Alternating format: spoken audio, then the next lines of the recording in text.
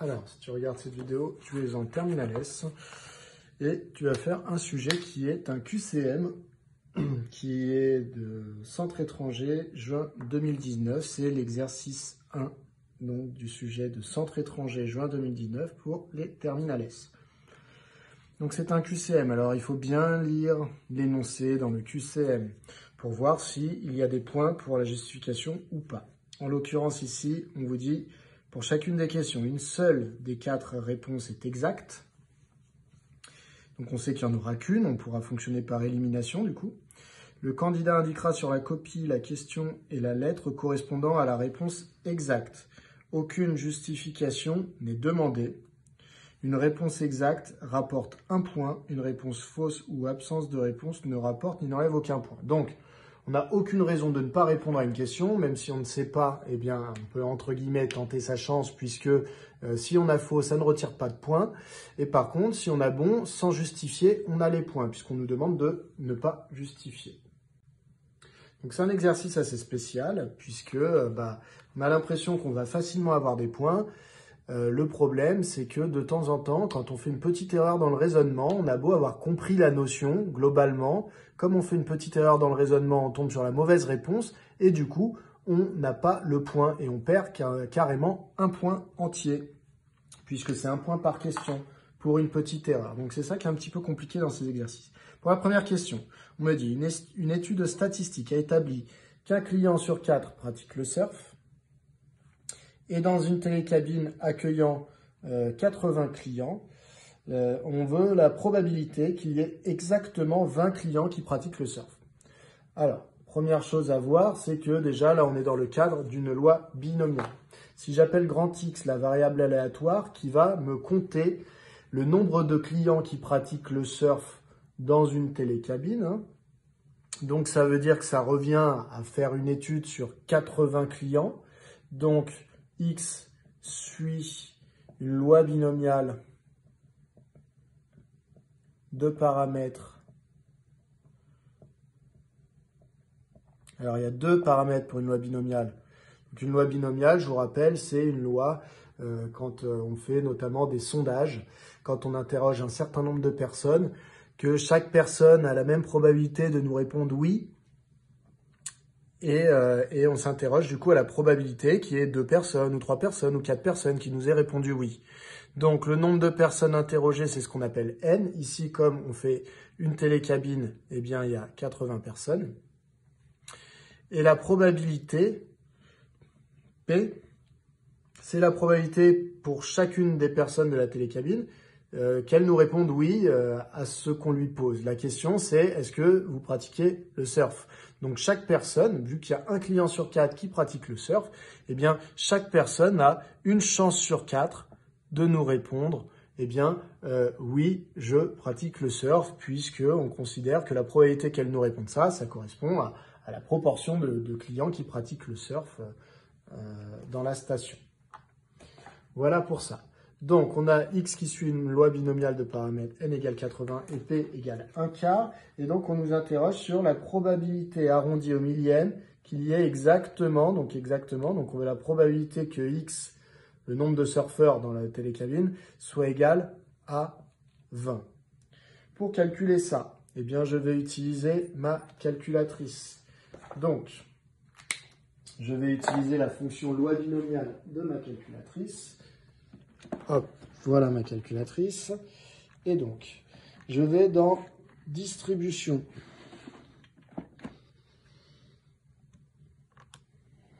Je vais chercher la loi binomiale. Alors attention, il y a 2 fonctions loi binomiale. Binomial FDP ou binôme FREP. Alors, nous, celle qu'on va utiliser, c'est la première. Donc, c'est FDP ou FPD. Ça dépend des versions des calculatrices. Et donc, on nous demande le nombre d'essais. Première lettre, c'est N. Donc, c'est notre N à nous. Il y a 80 personnes interrogées. La probabilité qu'une personne nous réponde « Oui, je fais du surf », c'est une chance sur 4. Et la valeur de X qui nous intéresse, on veut savoir la probabilité que X soit égal à 20. On valide et on trouve au millième 0,103. Puisque c'est un 5 après le 2, j'arrondis à 3. Donc 0,103. Donc, c'est environ égal à 0,103. Je regarde du coup la proposition qui correspond, c'est la réponse D. Réponse D. Voilà. Alors, dans cette question-là, il n'y a pas vraiment d'autre manière de faire les choses. Alors, cette question porte sur les lois normales. La question 2, du coup, on nous dit l'épaisseur maximale d'une avalanche exprimée en centimètres peut être modélisée par une variable aléatoire grand X. Donc, grand X, c'est l'épaisseur maximale d'une avalanche qu'on va étudier. Ça suit une loi normale de moyenne mu égale 150 et d'écart type inconnu. Donc, on ne connaît pas sigma. On sait que, donc on ne connaît pas sigma, mais on connaît des choses quand même. On sait que la probabilité pour que x soit plus grand que 200, c'est 0,025. On nous demande la probabilité pour que x soit supérieur à 100. Alors, pour celle-là, il y a plein de manières de vous en sortir. Donc, la première chose à faire, c'est, à mon sens, de se représenter la courbe de la fonction de densité, ici. Donc, c'est une loi normale, donc on sait qu'on a cette forme de vague qui est symétrique par rapport à l'axe des ordonnées, pas l'axe des ordonnées, pardon, par rapport à l'axe qui est défini par ici, par notre espérance. Donc ici, je retrouve 150, puisqu'on m'a dit que mu était égal à 150. Alors volontairement, je ne mets pas d'échelle sur mon graphique. Ça ne m'intéresse pas trop, c'est vraiment un petit croquis pour m'en sortir au niveau de mes calculs. Du coup, je m'intéresse à quoi? Alors, je ne connais pas la hauteur de la vague, puisque je ne sais pas exactement ce que vaut sigma, c'est inconnu. En revanche, ce que je sais d'après mon énoncé, c'est que la probabilité pour que x soit au-dessus de 200, ce qui est représenté par l'air sous la courbe, eh bien, cette probabilité, si ici j'ai 200, la probabilité d'être au-dessus, c'est-à-dire que la hauteur maximale de mon avalanche dépasse 200 cm, donc dépasse 2 mètres, cette probabilité vaut 0,025. C'est ce qui est inscrit ici. Donc voilà ce que je sais, je l'ai résumé sur ce croquis. C'est je sais que j'ai une loi normale qui gère la hauteur des avalanches. Donc en moyenne, la hauteur maximale d'une avalanche, c'est 150. Donc plus on s'écarte de 150, plus on voit que c'est rare, une avalanche avec une hauteur maximale beaucoup plus petite que 150, ça va devenir très rare. Plus grande que 150, ça va devenir de plus en plus rare aussi. L'information qu'on nous donne, c'est que la probabilité pour que la hauteur soit de plus de 2 mètres, c'est-à-dire de 200 cm, elle est de 2,5%, c'est-à-dire de 0,025. Une fois qu'on a dit ça, on va regarder ce qu'on nous demande. Nous, on nous demande la probabilité que x soit supérieur à 100. Donc, probabilité que x soit supérieur à 100, je prends une autre couleur. Donc, je place 100 au passage. Quand je place 100, je fais un petit peu attention quand même. Parce que regardez, ici, de 150 à 200, il y a 50. 200 moins 150, ça fait 50. Ici, il y a aussi 50, puisque moi, ce que je veux, c'est placer 100. Donc, entre 100 et 150, il y a la même chose. Il y a 50 ici. Donc, je fais attention à faire un croquis cohérent. Et je m'intéresse à la probabilité pour que x soit au-dessus de 100. Donc, ça veut dire que x soit dans cette zone-là, y compris la zone verte. Bon, comme il y a une symétrie au niveau de ma vague par rapport à cet axe-là, ça veut dire que la distance étant de 50 là et la distance étant de 50 là, si jamais je viens replier ma vague sur elle-même, eh bien la petite zone verte que j'avais ici, finalement, je vais la retrouver où? Je vais la retrouver ici.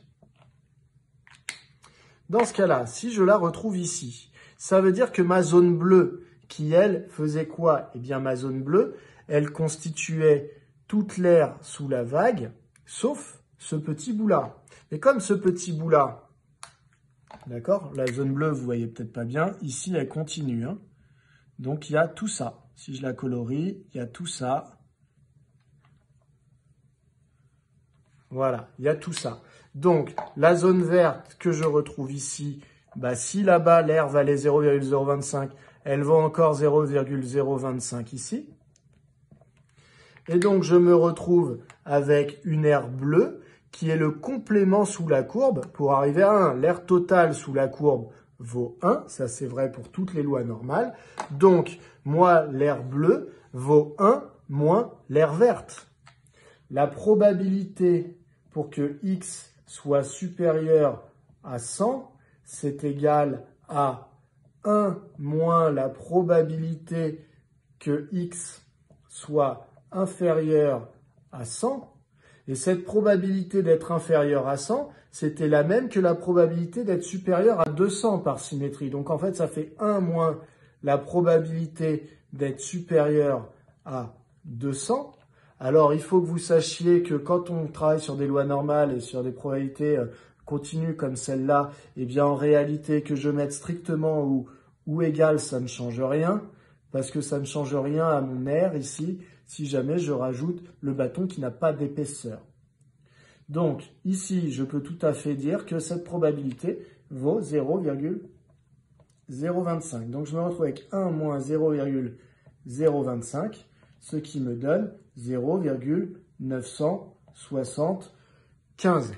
Ce qui voudrait dire que la réponse correcte est en fait la réponse D. Donc, réponse D. Si vous n'aviez pas compris cette manière de rédiger, mais que vous aviez trouvé par le graphique, enfin graphiquement le résultat, eh bien c'est bon puisque de toute façon on ne vous demandait pas de justifier. Alors par contre c'est quand même intéressant de savoir justifier parce que généralement dans les exercices on vous demande de justifier. Donc ça c'est une première méthode. Maintenant on va pouvoir essayer de justifier avec peut-être une autre manière. La manière en trouvant la valeur de sigma et du coup en utilisant la calculatrice pour essayer de faire ce calcul. Alors, pour cette deuxième méthode, donc la loi suivie est toujours une loi normale. Donc, la fonction de densité a une courbe en cloche comme celle-là, qui va être symétrique par rapport à un axe qui est ici et qui est en 150 cm, puisque j'ai toujours ma symétrie ici. Et ensuite, le principe, ça va être d'utiliser le cours. J'ai trouvé que, enfin, on m'a dit plutôt que la probabilité que x soit au-dessus de 200,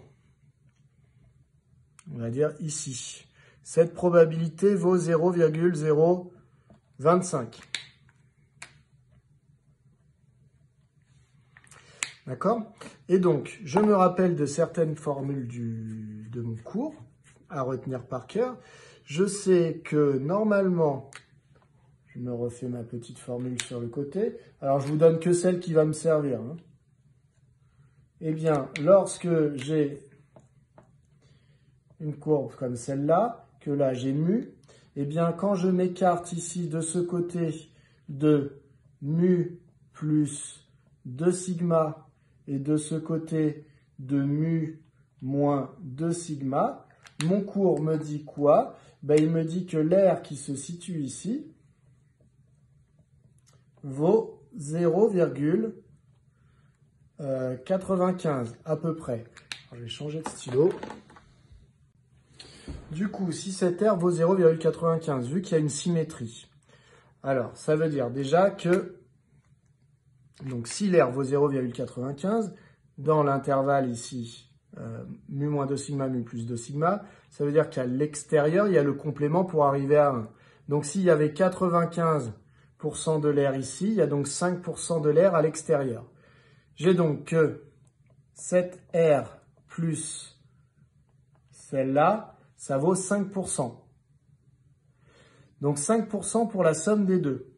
Mais comme les deux sont égales, bah, elles se partagent les 5% de manière égale.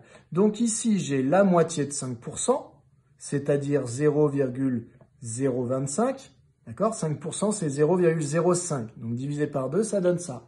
Et ici aussi, 0,025. Donc ça, c'est pas sans me rappeler la courbe que j'ai ici. Ça veut dire que si ici, je me retrouve avec 0,25 comme j'avais ici, c'est que 200 correspond en fait à mu plus 2 sigma. Donc ici, je sais que là, quand je m'écartais de 2 sigma, je trouvais 0,025 à droite. Donc là, ça veut dire qu'ici, je me suis écarté de 2 sigma. Donc 200, en fait, c'était 150 plus 2 fois sigma.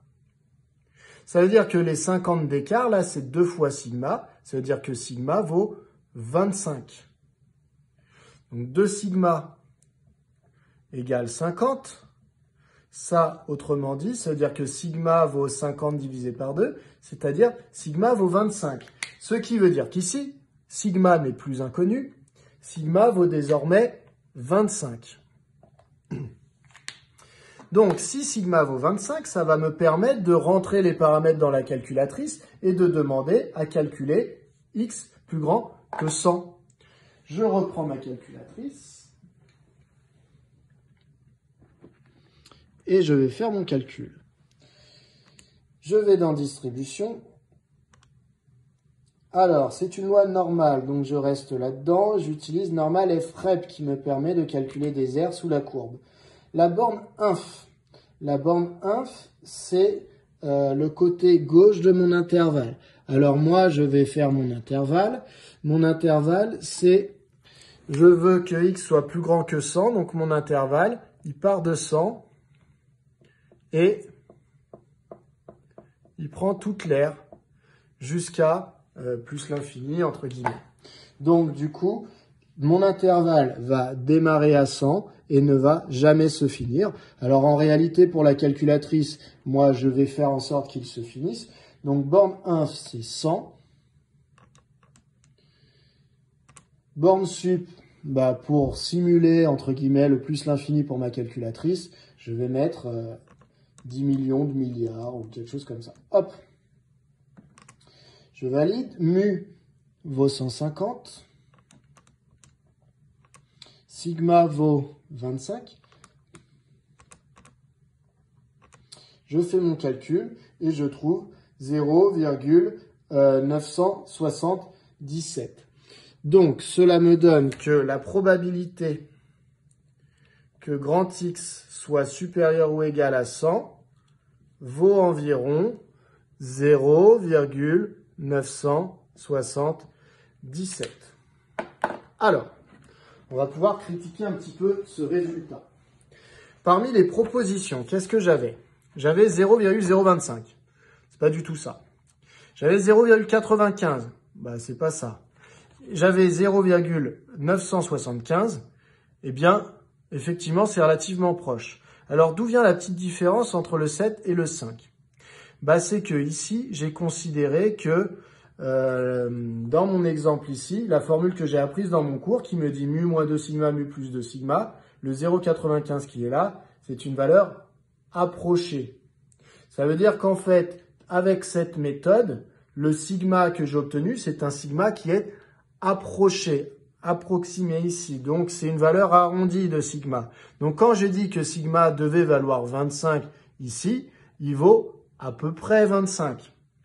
Ce qui veut dire que quand j'ai rentré dans ma calculatrice sigma égale 25, elle a fait des calculs avec une valeur qui était approchée. Et donc ici, j'ai trouvé une valeur approchée.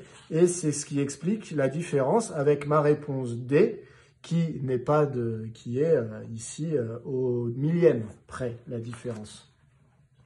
Donc on passe de 0,977 à la vraie réponse qui est 0,975. Et donc avec cette méthode, on peut aussi deviner que finalement c'est la réponse D.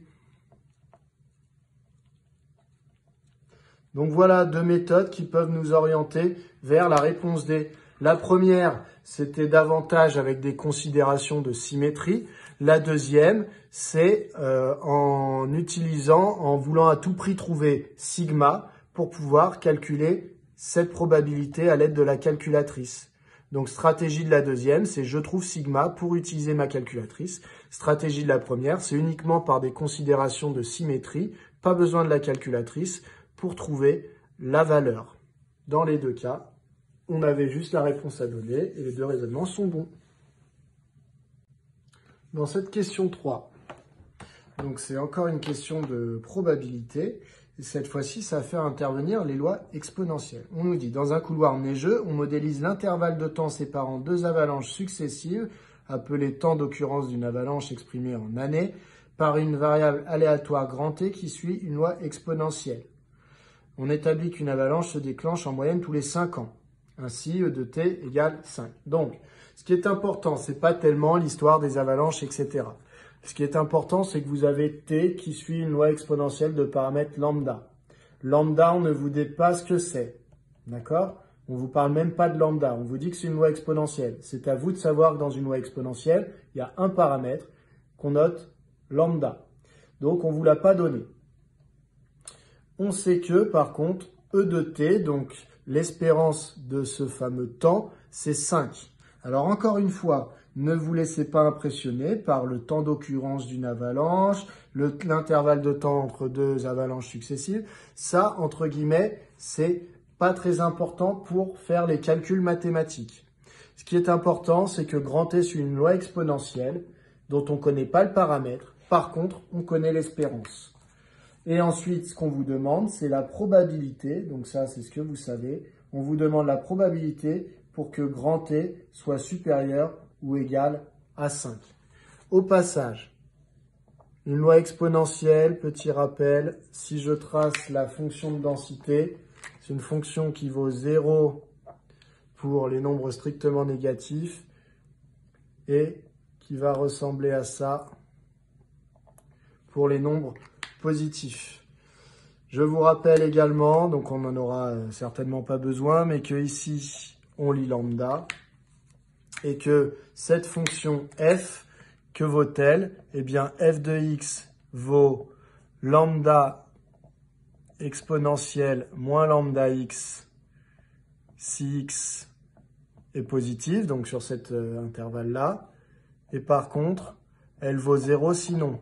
C'est-à-dire avant, pour les x négatifs, elle vaut 0. Voilà, donc ça, c'est juste pour des rappels.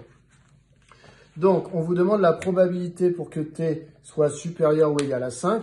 Donc, en fait, si jamais on plaçait 5 ici sur notre graphique, on s'intéresserait à la probabilité d'être supérieur à 5, donc à l'air qui se trouve ici. Le problème, c'est que pour faire nos calculs, eh bien, on a besoin de lambda. Pour calculer une probabilité avec une loi exponentielle, on a besoin de savoir ce que vaut lambda.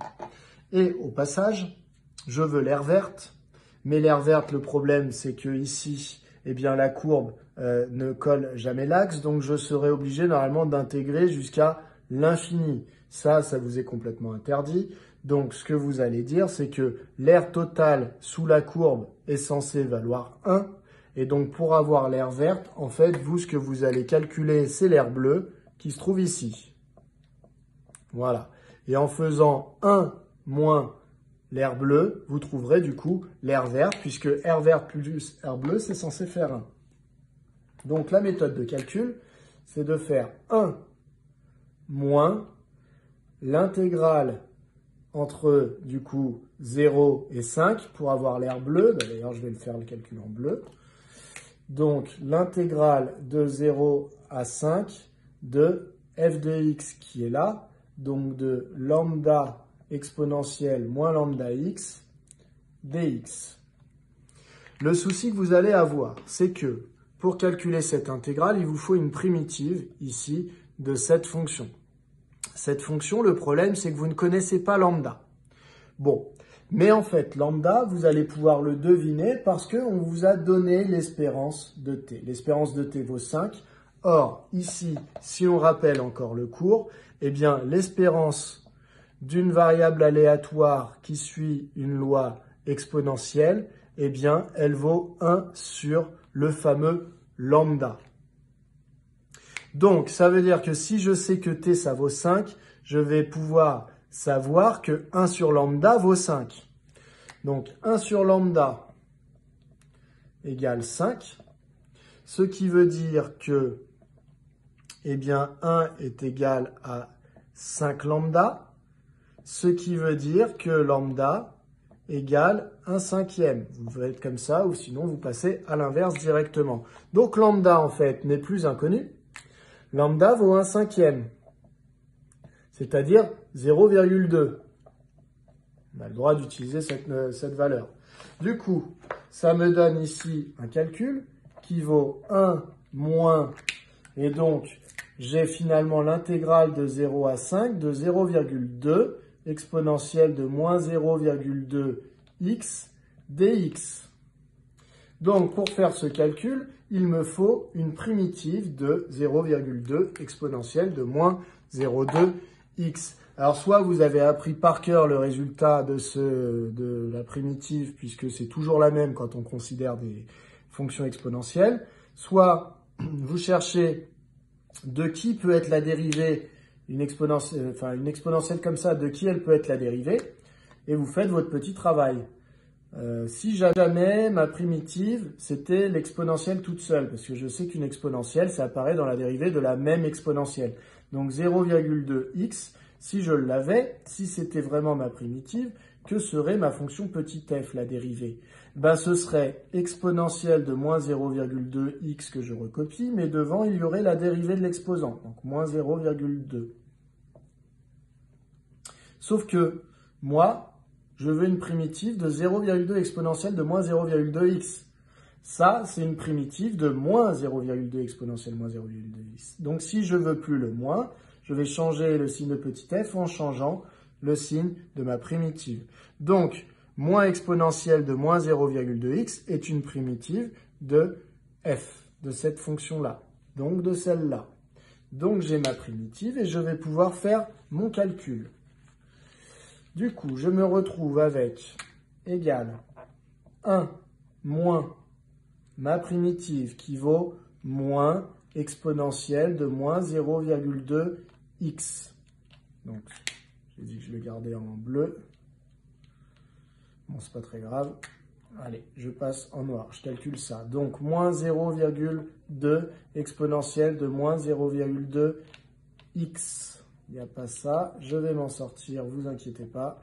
Moins exponentielle de moins 0,2x. Ça, c'est la primitive que j'avais marquée ici, que je vais prendre entre 0 et 5. Ça me donne 1 moins. Ici, je vais prendre ma primitive en 5. Donc, moins exponentielle de moins 0,2 fois 5, moins, je reprends ma primitive, mais en 0. Donc, moins exponentielle de moins 0,2 fois 0. Je me retrouve avec ça. Je prolonge mon calcul. Je me retrouve avec 1 moins exponentielle de moins 1, puisque 5 fois 0,2, ça donne 1. Moins par moins plus exponentielle de moins 0,2 fois 0, donc de 0. Cela me donne, est-ce que vous voyez toujours? Oui, vous voyez toujours. Donc ça donne 1. Ici, je vais développer, donc moins exponentielle de moins 1, donc ça donne plus exponentielle de moins 1. Ici, ça me donne moins exponentielle de, donc moins exponentielle de 0 qui vaut 1. Donc moins 1, ce qui me donne exponentielle de moins 1. Donc la probabilité pour que t soit supérieur ou égal à 5, c'est égal à exponentielle de moins 1. Alors, qu'est-ce que j'avais dans mes propositions? Eh bien, ça semble être la réponse C. Est-ce que vous voyez jusqu'en bas? Oui, c'est donc la réponse C. Donc, ça veut dire que là, l'intégrale bleue que j'ai calculée qui valait ça, moins exponentielle de moins 1 plus exponentielle de 0, c'est-à-dire plus 1. Eh bien, ça, c'est la zone bleue. Je l'ai retirée à 1. Donc 1, c'était l'aire totale à qui j'ai retiré l'aire bleue. J'ai donc obtenu l'aire verte qui correspondait à t supérieur ou égal à 5. Et comment j'ai pu calculer cette zone bleue? Eh bien, c'était en trouvant ce que valait lambda. Et lambda, comment est-ce que je l'ai trouvé? Eh bien, je l'ai trouvé parce que je savais que l'espérance de t, ça valait 1 sur lambda. Donc, ça voulait dire que 1 sur lambda valait 5. Et donc, que lambda valait 1 sur 5, c'est-à-dire 0,2.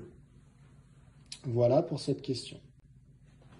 Alors, dans la question 4, il est question d'un intervalle de confiance de longueur 0,04 avec un niveau de confiance de 0,95. Donc, c'est quoi le contexte? On nous dit l'Office de tourisme souhaite effectuer un sondage pour estimer la proportion de clients satisfaits des prestations offertes dans la station de ski. Bon, ça, c'est du blabla. On veut faire un sondage. Pour cela, il utilise un intervalle de confiance de 0,04 avec un niveau de confiance de 0,95. Donc, petit rappel, qu'est-ce que c'est qu'un intervalle de confiance? Un intervalle de confiance, c'est que quand on fait un sondage, eh bien, on va obtenir une proportion de gens qui vont nous avoir répondu oui à ce qu'on leur a demandé. D'accord? Donc, j'interroge à savoir est-ce qu'ils vont partir en vacances cet été? J'interroge un certain nombre de personnes, N, et les gens vont me répondre oui ou non avec une certaine probabilité que je ne connais pas.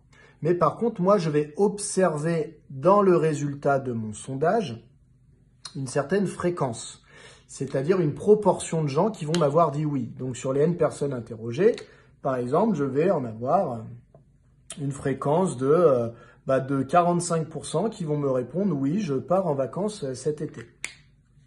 Comme c'est un sondage, eh bien, les 45% dans l'échantillon que moi j'ai interrogé, eh bien, en réalité, si j'interrogeais toute la population française, la proportion de gens qui partiraient en vacances serait peut-être pas de 45%, puisque moi, je suis rentré dans un échantillon.